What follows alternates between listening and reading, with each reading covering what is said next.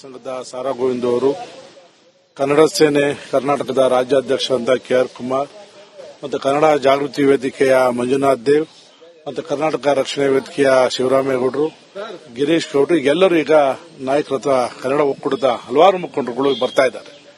ಒಂದು ನಾಯಕತ್ವದಲ್ಲಿ ಕುಂತು ಮಾತಾಡಿ ಮುಂದೆ ನಾವು ಯಾವ ರೀತಿ ಏನ್ ಮಾಡಬೇಕು ಅಂತ ನಾಯಕರು ಮುಂದೆ ತೀರ್ಮಾನವನ್ನು ತೆಗೆದುಕೊಂಡು ಹೋಗ್ತಾ ಇದ್ದಾರೆ. ಸರ್, ಈಗ KSRTC ಬಸ್ಸು, ಖಾಸಗಿ ಬಸ್ಸು, ಆಟೋಗಳು ಎಲ್ಲವೂ ಓಡಾಟ ಆಗ್ತಿದೆ ಸರ್. ಬಂದ್ಗೆ ಉತ್ತಮ ರೀತಿಯಲ್ಲಿ ಸ್ಪಂದನೆ ಸಿಗ್ತಾ ಇಲ್ಲ ಅಂತ ಹೇಳಿ ಅಭಿಪ್ರಾಯಗಳು ಬರ್ತಾ ಇದೆ.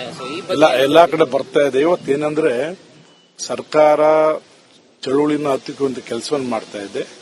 ಈ ನಿಟ್ಟಲ್ಲಿ ಎಲ್ಲ ಕನ್ನಡ ಪರ ಹೋರಾಟಗಾರರು ಇವತ್ತು ಮಂಡ್ಯ ಇರಬಹುದು, ಚಾಮರಾಜನಗರ ಇರಬಹುದು, ಚಿಕ್ಕಮಗಳೂರು ಇರಬಹುದು, ಬಾಗಲಕೋಟೆ ಇರಬಹುದು, ಈಗಾಗಲೇ ಅಲ್ಲೆಲ್ಲ ಹೋರಾಟಗಳನ್ನ ಮಾಡ್ತಾ ಇದ್ದಾರೆ.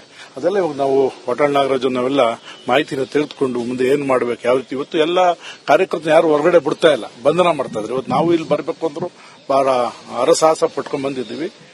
ಅದಕ್ಕೆ ಮುಂದೆ ಏನ್ ನಾವು ತೀರ್ಮಾನ ಮಾಡಬೇಕಂತ ನೋಡೋಣ. ಇವಾಗ ನಾಯಕರಿದ್ದಾರೆ, ಸಮನ್ವಯತೆ ಕೊರತೆ ಏನಾದ್ರು ಆಗ್ಬಿಡ್ತಾ ಅಂತ. ಸರ್, 22ರ ದಿನನೇ ಬಂದ್ ಮಾಡ್ಬೇಕಂತ ಜಿದ್ದಿಗೆ ಬಿದ್ದಿದ್ದೆ, ಈ ತರ ಆಯ್ತಾ ಅಂತ? ಇಲ್ಲ, ಆತರ ಏನಿಲ್ಲ. ನಾಯಕತ್ವದಲ್ಲಿ ಹಲವಾರು ಕರ್ನಾಟಕ ಬಂಧನ ಕರೆಬಿಟ್ಟು ಇಡೀ ಸರ್ಕಾರ ಎಚ್ಚೆತ್ತುಕೊಂಡಿದೆ. ಇವತ್ತು ಕೇಂದ್ರ ಸರ್ಕಾರ, ರಾಜ್ಯ ಸರ್ಕಾರ ಎಚ್ಚೆತ್ತುಕೊಂಡಿದೆ. ಇನ್ನೂ ಇದೆ, ಸಂಜೆವರೆಗೂ ನಾವೇನೇನ್ ಮಾಡಬೇಕು ಆ ರೀತಿ ನೋಡಿ. ಈ ರೀತಿಯಾಗಿ ಬಸ್ನಲ್ಲಿ ವಶಪಡ ನಮ್ಮ ಹೋರಾಟ ಇದೇ ತರ ನಿರಂತರವಿರುತ್ತೆ. ಧಿಕಾರ ಧಿಕಾರ ಧಿಕಾರ.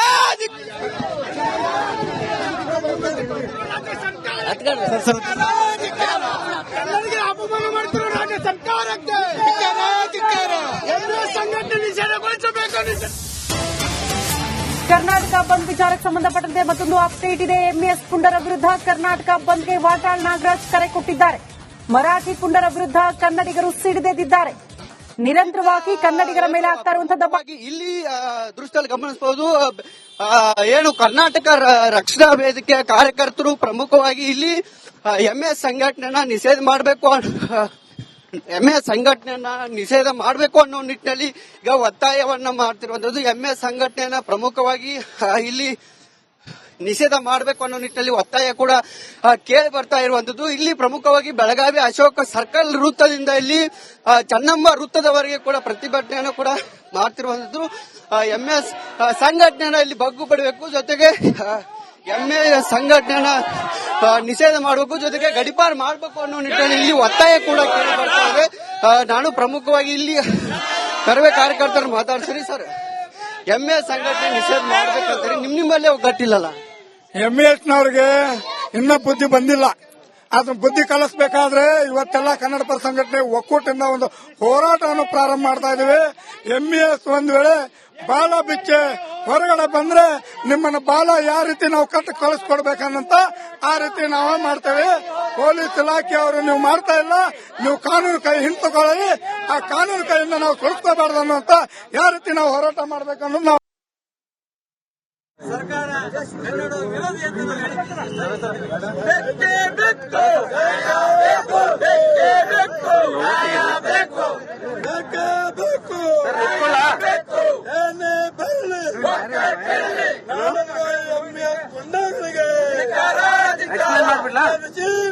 ಅಲ್ಲ ಮಲ್ಲಿಕಾರ್ಜುನ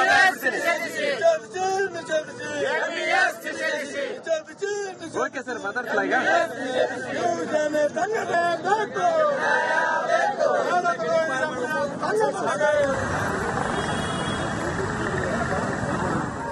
ಬೆಳಗಾವಿಯಲ್ಲಿ ನೋಡೋದಕ್ಕೆ ಸಿಗ್ತಾ ಇರುವಂತಹ ದೃಶ್ಯ ನಮ್ಮ ಮೈಲಾರಿ, ಅಂದ್ರೆ ನಮ್ಮ ಪ್ರತಿನಿಧಿ ಮೈಲಾರಿ ಓಡ್ ಹೋಗಿ ಆ ಪ್ರತಿಭಟನಾಕಾರನ ಮಾತನಾಡಿಸುವ ಪ್ರಯತ್ನ ಮಾಡಿದ್ರು. ಕಾರಣ ಬೆಳಗಾವಿಯಲ್ಲಿ ಎಂಇಎಸ್ ಪುಂಡರ ಪುಂಡಾಟಿಕೆ ಮಿತಿ ಮೀರ್ಬಿಟ್ಟಿದೆ.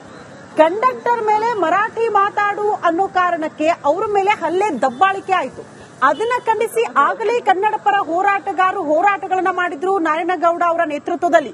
ಬಟ್ ಈಗ ಅದೇ ವಿಚಾರಕ್ಕೆ ಸಂಬಂಧಪಟ್ಟಂತೆ ನಿರಂತರವಾಗಿ ಕನ್ನಡಿಗರ ಮೇಲೆ ದಬ್ಬಾಳಿಕೆ ಆಗ್ತಾ ಇದೆ ಅನ್ನುವಂತಹ ವಿಚಾರವನ್ನು ಮುಂದಿಟ್ಕೊಂಡು ಎಂಇಎಸ್ ಬ್ಯಾನ್ ಆಗಬೇಕು ರಾಜ್ಯದಲ್ಲಿ ಅನ್ನುವಂತಹ ವಿಚಾರ ಮುಂದಿಟ್ಕೊಂಡು ಕರ್ನಾಟಕ ಬಂದ್ಗೆ ವಾಟಾಳ್ ನಾಗರಾಜ್ ಕರೆ ಕೊಟ್ಟಿದ್ದಾರೆ. ಸೊ ಆ ನಿಟ್ಟಿನಲ್ಲೇ ಬೆಳಗಾವಿಯಲ್ಲಿ ಪ್ರತಿಭಟನಾಕಾರರು ರಸ್ತೆಗಿಳಿದು ಹೋರಾಟ ಮಾಡ್ತಾ ಇರುವಂತಹ ದೃಶ್ಯ ಗಮನಿಸ್ತಾ ಇದ್ದೀರಿ.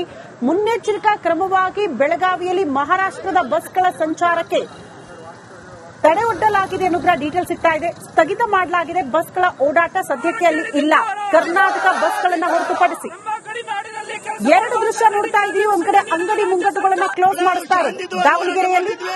ಅದಕ್ಕೋಸ್ಕರ ನಮ್ಮನ್ನು ಅರೆಸ್ಟ್ ಮಾಡಿದ್ದಾರೆ. ಏನಾದ್ರೂ ನಾವು ಬಿಡಲ್ಲ. ನಮ್ಮ ಹೋರಾಟ ಮುಂದುವರಿಯುತ್ತೆ. ನಮ್ಮ ಹೋರಾಟ ನಿರಂತರವಾಗಿರುತ್ತೆ.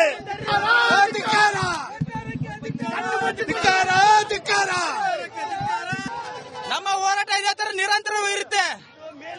ಅಣ್ಣ, ನಾವು ಶಾಂತಿಯುತವಾಗಿ ಹೋರಾಟ ಮಾಡ್ತಿದ್ವಿ. ಅದಕ್ಕೋಸ್ಕರ ನಮ್ಮನ್ನು ಅರೆಸ್ಟ್ ಮಾಡಿದ್ದಾರೆ. ಏನಾದ್ರೂ ನಾವು ಬಿಡಲ್ಲ. ನಮ್ಮ ಹೋರಾಟ ಮುಂದುವರಿಯುತ್ತೆ. ನಮ್ಮ ಹೋರಾಟ ನಿರಂತರವಾಗಿರುತ್ತೆ.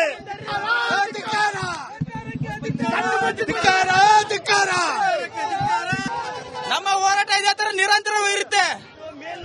ಅಣ್ಣ, ನಾವು ಶಾಂತಿಯುತವಾಗಿ ಹೋರಾಟ ಮಾಡ್ತಿದ್ವಿ. ಅದಕ್ಕೋಸ್ಕರ ನಮ್ಮನ್ನು ಅರೆಸ್ಟ್ ಮಾಡಿದ್ದಾರೆ. ಏನಾದ್ರೂ ನಾವು ಬಿಡಲ್ಲ. ನಮ್ಮ ಹೋರಾಟ ಮುಂದುವರಿಯುತ್ತೆ. ನಮ್ಮ ಹೋರಾಟ ನಿರಂತರವಾಗಿರುತ್ತೆ.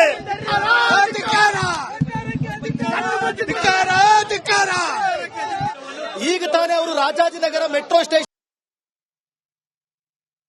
ಹೋರಾಟ ಮಾಡ್ತಿದ್ವಿ.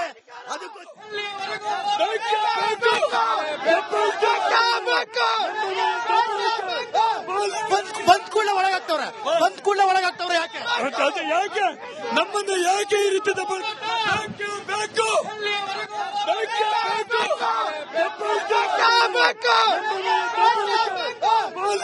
ಬಂದ್ ಕೂಡಲೇ ಒಳಗಾಗ್ತವ್ರೆ. ಯಾಕೆ ನಮ್ಮನ್ನ ಯಾಕೆ ಈ ರೀತಿ ದಬ್ಬಾಳಿಕೆ ಮಾಡ್ತಾ ಇದ್ದಾರೆ?